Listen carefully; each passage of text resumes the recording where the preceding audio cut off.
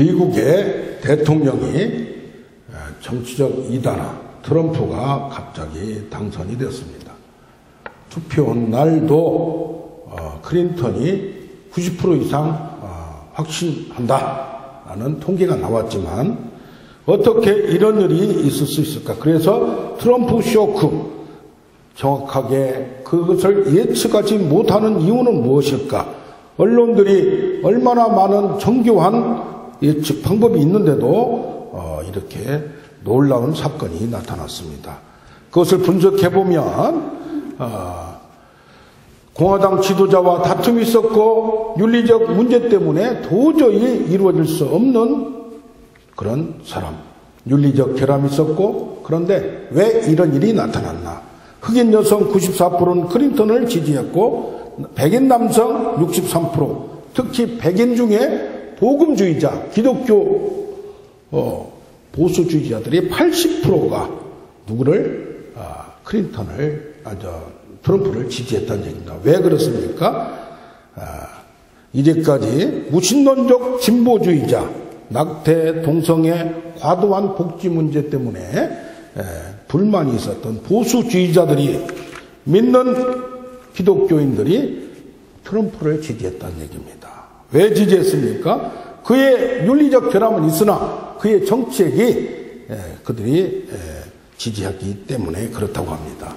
그런데 오늘 프랭클린 그레함 목사님은 말합니다. 그들이 다 인간적인 분석을 한다. 그러나 트럼프의 당선에 하나님의 손이 개입하셨다고 주장합니다. 왜 그러냐? 그동안 이분하고 보수 기독교 지도자들은 함께 2월부터 이 트럼프를 위해서 기도해 왔다고 합니다.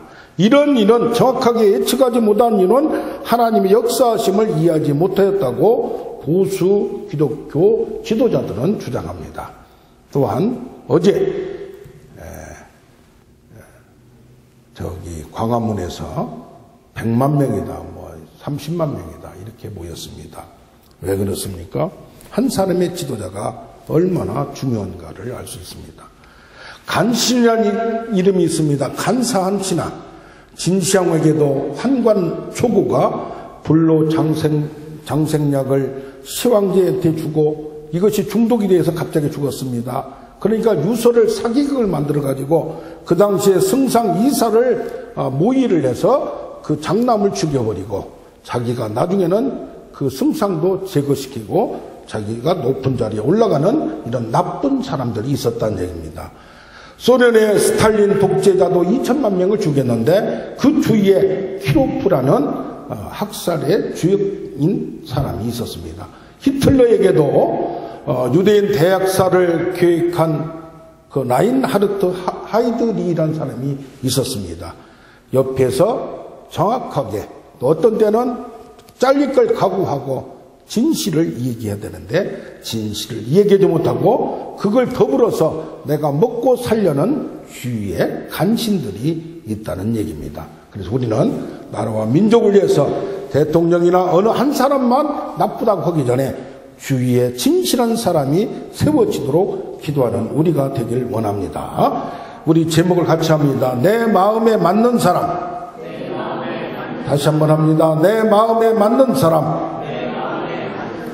오늘 본문을 통하여 하나님께서 내 마음에 맞는 사람이라고 말하는 사람은 지금 다윗인데 첫째로 자기에게 맡겨진 직무에 충성하는 사람입니다. 여기 사무엘상 구약을 보면 하나님의 판단은 인간의 판단과 다르다고 했습니다. 사무엘이 기름 부르고 그 이새의 집에 찾아가서 그 자식들을 한 명 한 명 오라고 합니다. 잘생겼고 똑똑하게 생겼고 왕이 되기에 부족함이 없는 큰아들을 딱 기름 부으려고 하니까 하나님이 말합니다. 그의 용모와 키를 보지 마라. 내가 이미 그를 버렸다. 내가 보는 것은 사람과 같지 아니하니 사람은 외모를 보거니와 나는 중심을 보느니라고 말합니다.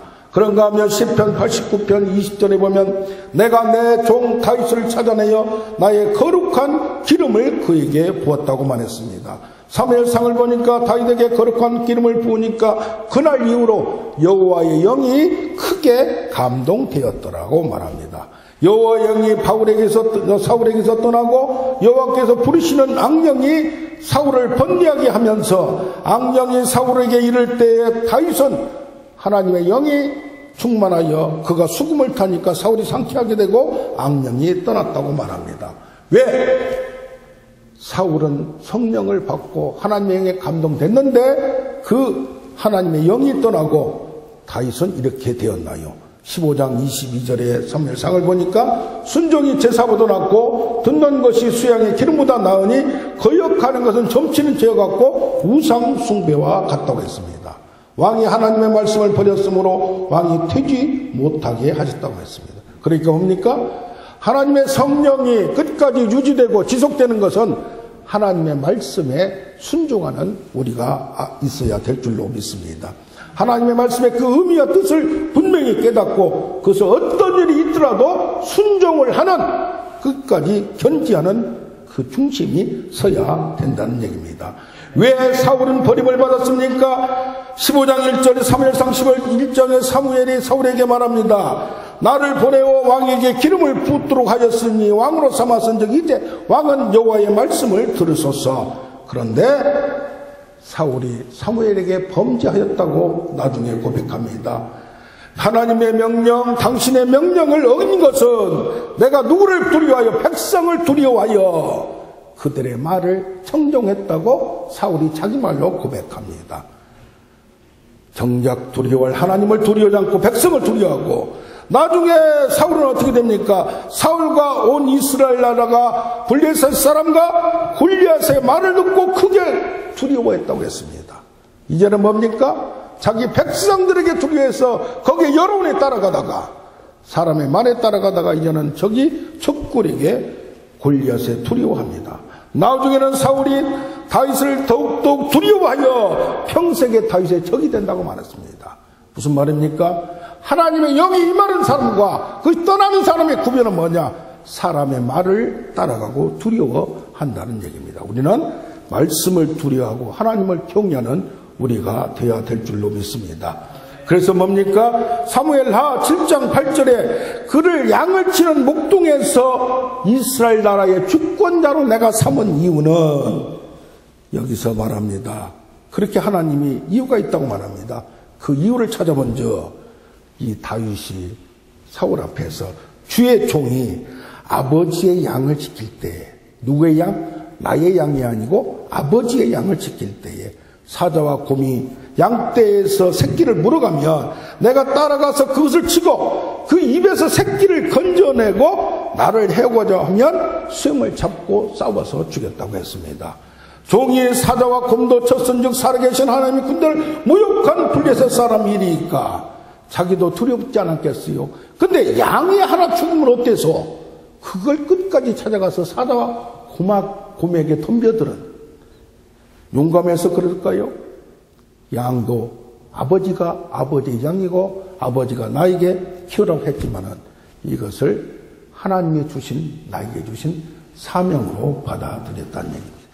어떻게 보면 무모합니다. 자기의 목숨을 잃을 줄도 모르는데 그 양새끼 하나 사람도 아닌데 그걸 살리려고 사자와 곰하고 싸우는 어찌 보면 우둔함이 있습니다. 그러나 하나님께서는 그것을 귀히 보셨다는 얘기입니다. 할렐루야. 보십니까? 죽어가는 우리가 무시해도 되고 잡아서 먹어도 되는 양도 내가 담당할 때는 그 생명이 있은즉 하나님께서 주신 사명을 끝까지 충성하는 자기 목숨까지 던져서라도 그렇게 지키려는 보호자 역할을 하였다는 얘기입니다. 그래서 사울이 다윗에게 말합니다. 너는 소년이고 그는 어려서부터 용사이니까 너는 싸울 수 없다. 또 블레셋 사람이 다윗에게 말합니다. 나를 개로 여기고 막대기 하나 가지고 오느냐? 그런데 다윗은 뭐냐? 여호와의 구원하심이 칼과 창에 있지 않고 누구에 있다? 만물의 하나님께 있다. 그리고 나서 물맷돌을 돌리고 탁 치니까 이겼습니다. 그러니까 우리는 얘기합니다. 물맷돌을 열심히 잘 돌려서 기술을 은사를 이제 잘 해야 되겠구나. 그러나 그건 포인트가 잘못 가는 거예요. 나의 은사도 주시지만은 하나님이 지켜주심을, 하나님 일하심을, 하나님 함께 하심을 그것을 찾아야 됩니다. 할렐루야. 목회를 하다 보면, 아니면 하나님의 일을 하다 보면, 무슨 사업을 하다 보면 어떤 분들은 뭐요? 자기의 지혜, 자기의 기술을 자랑해요. 그건 잘못된 포인트라는 얘기예요. 할렐루야. 하나님의 말씀에서 여기서 볼 때 다시 칼을 차고 군복을 입되 익숙하지 못함으로 가지 못하겠다고 말합니다. 그러면서 손에 막대기를 가지고 자기가 할 수 있는 여건 내에서, 자기가 싸울 수 있는 여건 내에서 싸우는 방법을 찾아가는 겁니다. 그러면서 모세에게도 말합니다. 모세야, 내가 애굽으로 돌아가는데 이제는 과거에 권력도 없습니다. 인맥도 없습니다. 돈도 없습니다. 광야에서 40년을 썩었습니다. 그런데 손에 뭘 잡았다고요? 막대기 하나, 지팡이 하나를 잡았다는 얘기입니다. 다윗의 물매나 모세의 지팡이는 아무 쓸모가 없는 겁니다. 그러나 거기에 누가 함께할 때, 하나님이 함께할 때, 너는 이 지팡이를 손에 잡고 이것으로 뭘 행하리라? 이적을 행하리라.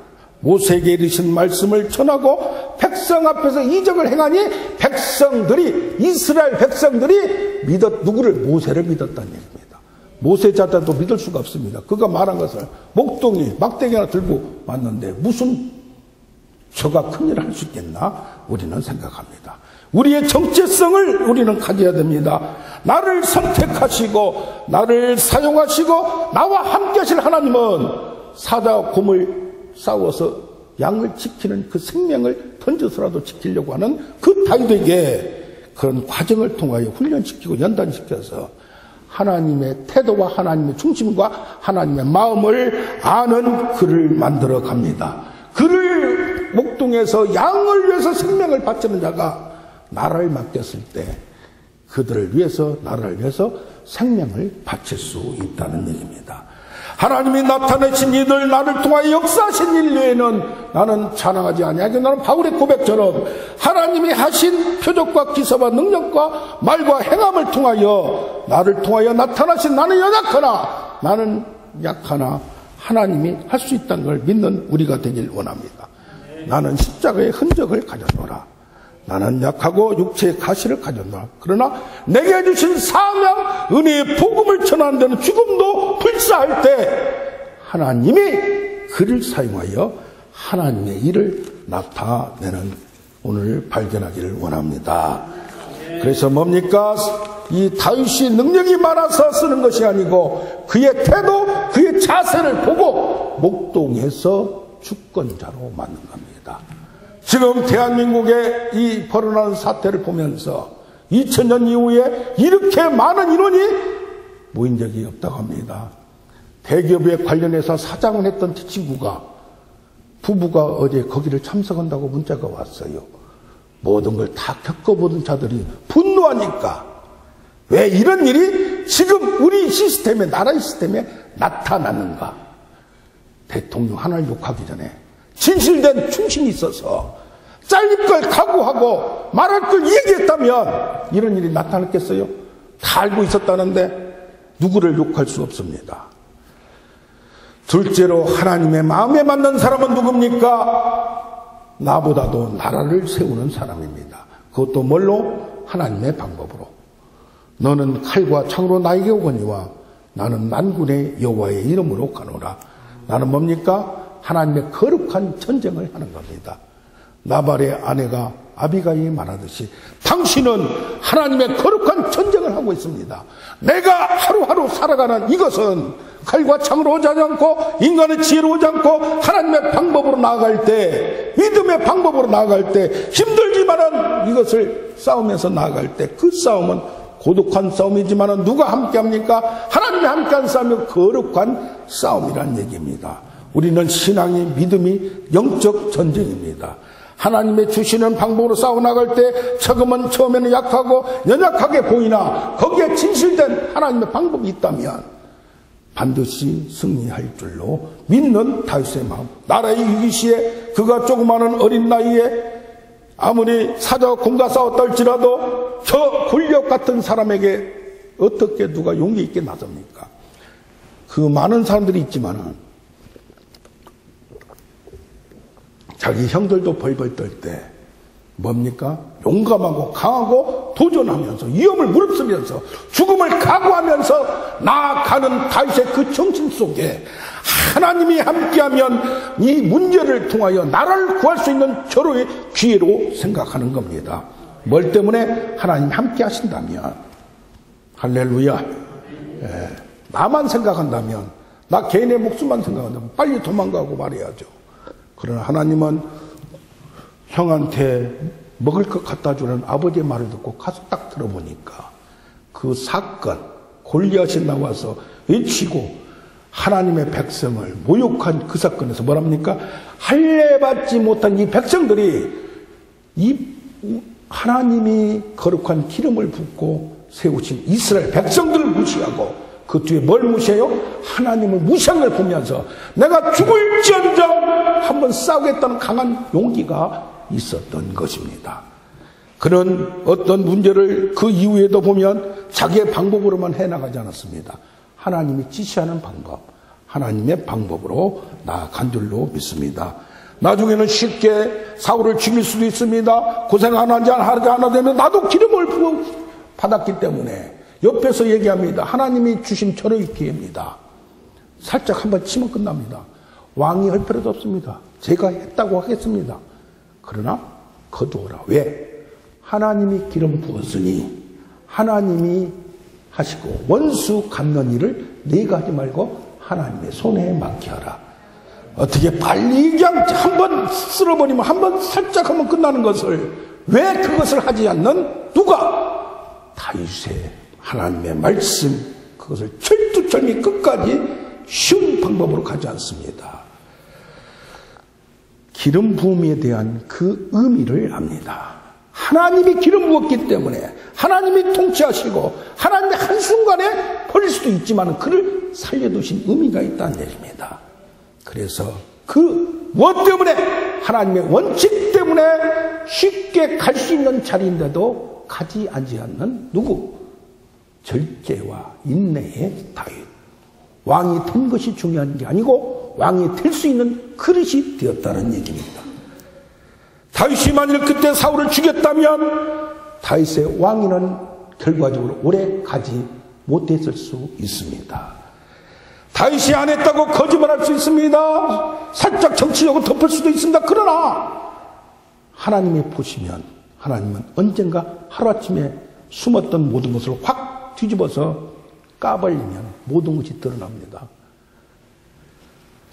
지금 사건도 보세요. 숨겼어요. 모두 주위에 싸서 철의 장목으로 맡겼어. 그러나 한순간에 한 사건으로 그들끼리 정치적인 세력끼리 알력이 싸고 다툼이 일어나도 하면서 모든 걸 들춰버리고 까발립니다. 누가? 하나님이 한순간에 하는 겁니다. 다윗이 인정하는 그 기름 부음, 누가? 하나님이 하신 일을 내가 어찌 그것을 건들겠느냐. 하나님이 하신 일을 묵묵히 지금 내가 왕이 못 된다 할지라도 기다리고 기다리는 다윗의 자세를 우리는 바라봐야 될 줄로 생각합니다. 하나님의 나라를 세워가는, 이 나라를 하나님의 나라로 세워가는 것이 문제지 내가 왕이 되는 것이, 욕심에 따라 왕이 되는 것이 문제가 아닙니다. 여기 보면 나중에 사울과 사울의 자녀들과 함께 있는 모든 자들이 죽어버린 다음에 그 나라 12지파를 바로 왕이 되어버려야지 할 수도 있고, 사울에 남아있는 파벌들을 없애버리고 절호의 기회인데도 불구하고 하나님께 물어봅니다. 내가 전체의 왕이 될까요? 어떻게 할까요? 하나님께서 너는 헤브론으로 올라가라. 아직도 전체를 다스리지 못합니다. 그러면서 작은 2개 지파 왕만 됩니다. 다윗이 이런 과정에 이렇게 된 이유는 자기가 하려고 했지만 하나님이 막으시니까 안 되더라는 얘기입니다. 그래서 이런 큰 일은 특히 하나님께 뜻을 물어보고 하나님의 방법에 따라 나아갑니다. 자기의 생각, 자기의 판단, 자기의 논리, 자기의 이상, 자기의 머리 다 내려놓을 줄 알아야 됩니다. 누가 똑똑 오지 못해서 뭘 못합니까? 하나님 하라면 순종하는 말씀에 순종하고 말씀에 의지하여 성령의 인도함을 따라서 하나님의 방법이 무엇인지 경청하고 얽히고 얽힌 가운데서 하나님의 뜻을 찾아 나가는 다윗의 자세. 내가 생각하기에 빠른 길이 좋으나 있으나 하나님이 가라는 대로 하나님의 시간표대로 나아갑니다. 그런데 시간이 7년 6개월이나 지나니까 자기들끼리 자중질환이 일어납니다. 그래서 가만히 있는데도 불구하고 그들이 찾아와서 우리의 왕이 되달라고 사장할 때까지 기다리는 다윗. 다윗은 혹독한 훈련 기간을 통하여서 왕이 되기보다도 하나님의 종으로서 충분한 자격을 갖췄다고 생각합니다. 늦는 것이 아니고 더 좋은 결과를 갖게 하고 제대로 된 코스를 밟아서 그런 과정을 다 겪어서 왕의 자리에 올라갈 때에 그러한 능력이 있고 그러한 판단을 할 수 있다는 겁니다. 빨리빨리 하다가 부실공사가 되고 사고가 발생하고 무능력하게 됩니다. 그래서 뭐가 됩니까? 대통령이 되는 게 중요한 게 그 자리에 가서 어떻게 탓을 통치할 수 있는 능력을 갖는 것이 중요해요. 공자가 노나라의 법 집행 담당하는 사구라는 직위에 취임을 했답니다. 그러니까 그 나라를 흔들고 있고 지금 비선 실세로서 흔들고 있는 노나라의 실세 소총료를 7일 만에 그냥 딱 처형을 시켜버렸어요. 죽여버렸단 말이에요. 그랬더니 제자가 묻습니다. 선생님, 건드려도 너무 큰 걸 건드렸습니다. 그런데 노자가 말합니다. 통치자가 되려면 임무를 분별할 줄 알아야 한다. 저 임무를 없애는 게 나의 책임이고 직무다. 통치자로서 간실에 5가지 유형이 있다고 합니다. 도둑질에서 조금 자기 주머니 챙기는 그것은 사소한 도둑질이고 나라를 망치는 도둑질은 찾아내야 된다네요. 마음을 반대로 먹고 음험한 자, 달변가이나 말에 사기성에 농후한 자, 고집이 세고 행동이 한쪽으로 치우친 자, 지식은 많으나 어리석은 자, 비리를 저지르며 혜택을 자기만 누리는 자, 결과적으로 이들을 다 종합해서 분석해보면 속에 진실이 없고 속임수 투성이고 자기 개인 것 챙기는 건 아무것도 아니고 나라를 망치게 하는 자는 없어야 된다는 얘기입니다. 그래서 뭐요? 이 다윗은 나라를 지킬 수 있는 통치자로서의 모든 것을 경험하고 사울을 통하여서 사울의 잘못된 걸 통하여서 그것을 타산지석으로 삼습니다. 할렐루야. 그래서 뭡니까? 우리나라도 이제 이런 일을 통하여 새로운 발전이 있어야 되고 야당이 여당이 잘못했다 야당이 잘했다 다 문제가 아니고 맡겨 놓으면 문제 안 생긴 사람이 없어요. 다 생겼어요. 그래서 그만한 그릇이 되고 그만한 시스템이 될 수 있도록 나라가 레벨업이 되는 데는 하루아침에 되지 않습니다. 공동체가 세워지기 전까지는 많은 사람과 특별한 자의 통치가 또 지혜가 그런 사람이 필요한 줄로 생각합니다. 셋째로 하나님에 맞는 사람은 누구입니까? 개인을 따지는 것이 아니라 오늘 보면 이스라엘 나라를 하나님의 나라로 만들기 위하여 나라를 정비하고 나라를 사람을 세우고 했지만은 오늘 보면 무엇입니까? 다윗이 하나님 앞에서 은혜를 받아서 야곱의 집을 위하여 이스라엘을 위하여 하나님의 처소를 준비해 달라고 자기가 그냥 해버리는 것이 아니라 하나님께 기도해 달라고 선지자한테 얘기합니다. 그런데 뭡니까? 솔로몬이 그를 위하여 건축하였느니라. 다윗은 하나님의 은혜를 받았습니다. 자기 집을 짓기 전에 하나님의 집을 세우기 위하여 이들이 제사하고 예비할 장소를 굳건하게 왕궁과 같이 더 좋게 세우기 위하여 하려고 갓 선지자에게 부탁을 했습니다. 내가 지금 사무엘하 7장 1절을 보면 먼저 그의 나라와 의를 위하여 하나님의 집을 위하여 여호와께서 주의 모든 원수를 무찌르사 왕으로 궁에 평안히 거주하게 될 때에 평안히 살게 하실 때에 왕이 선지자 나단에게 얘기합니다. 나는 백합문 궁에 살거늘 하나님의 궤는 휘장 가운데 빛 가운데 있도다. 여호와의 말씀이 선지자에게 임하여 내가 나를 위하여 내 살 집을 건축하겠느냐? 어찌하여 나를 위하여 내가 백합목집을 건축하지 아니했다고 너한테 죽겠느냐? 하나님께서 선지자를 통하여 이삭에게 후중을 합니다. 그런데 전체 문맥을 보면 내 싹수가, 내 생각이 참 가륵하다. 내가 하나님의 집을 세워서 이스라엘 백성들이 하나님의 예배하는데 잘 할 수 있도록 하나님의 집을 세워서 한 곳을 정하여 여기에서 모든 사람이 예배할 수 있도록 마음의 중심을 가질 수 있도록 가시적인 성전을 세우는 것이 얼마나 상징성 있고 중요한데 내가 그것을 깨달았구나.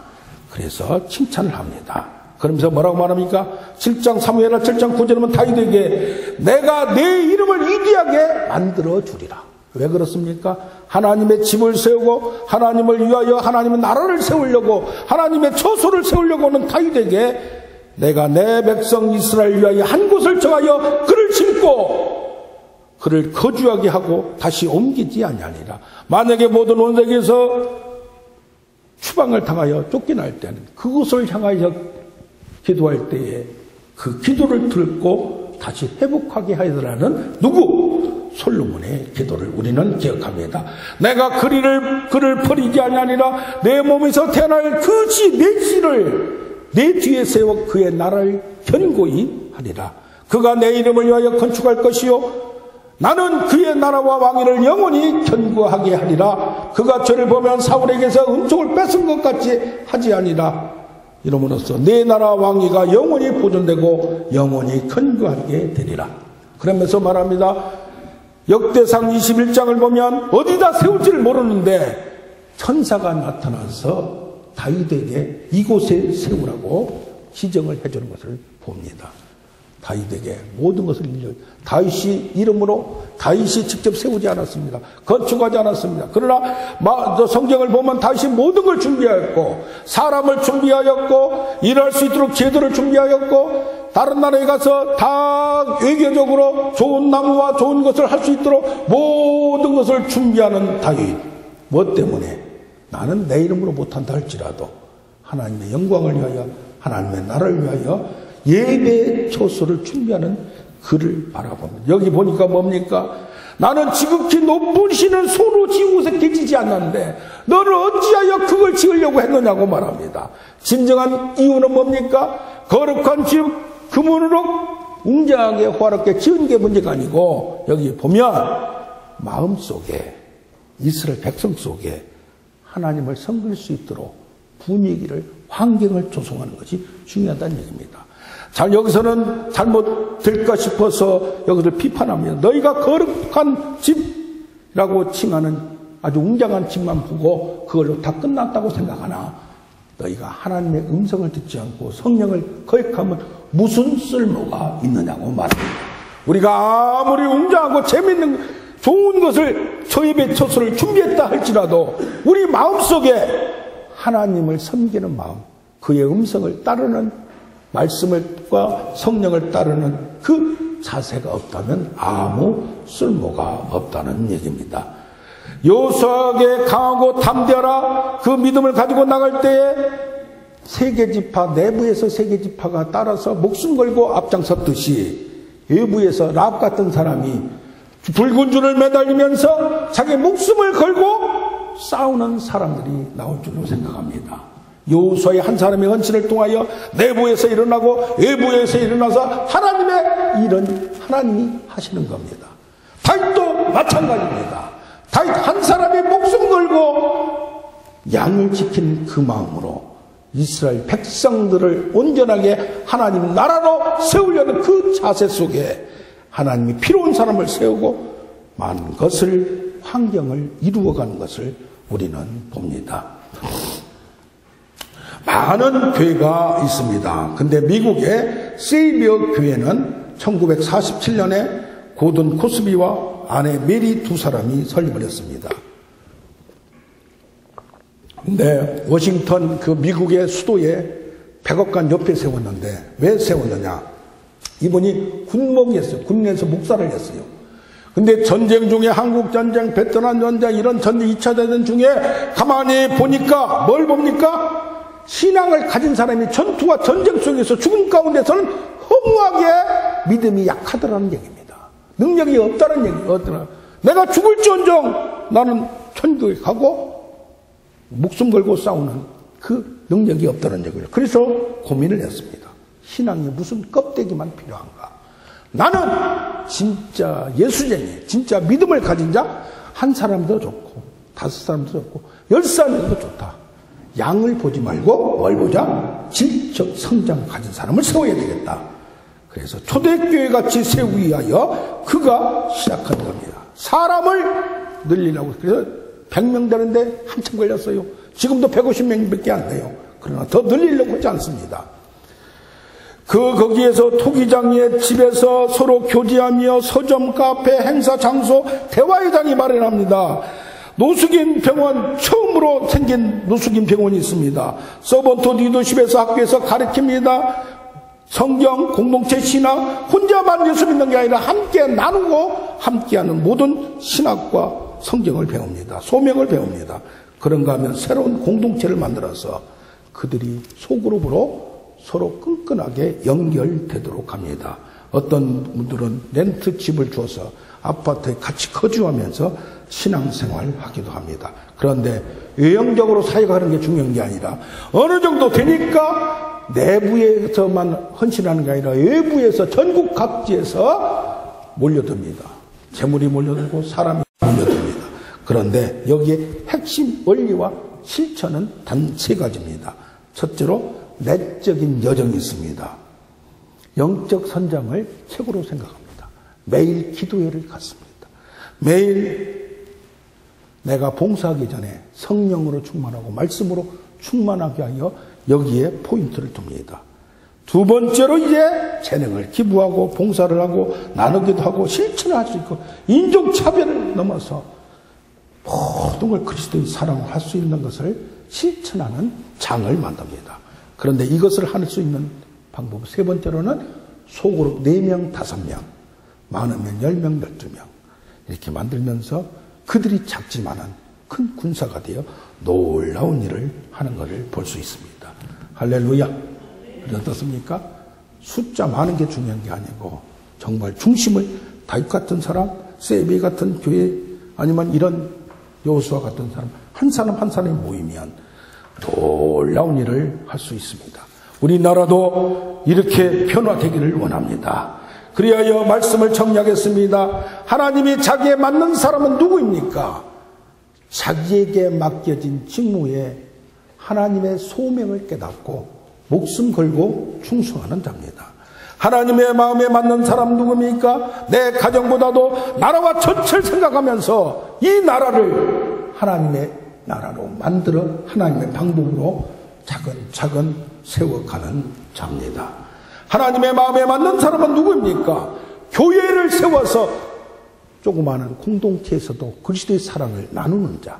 큰 거 하려고 하지 말고 내가 할 수 있는 거 내 주위에서 나의 능력 가운데서 최대한 하는 겁니다.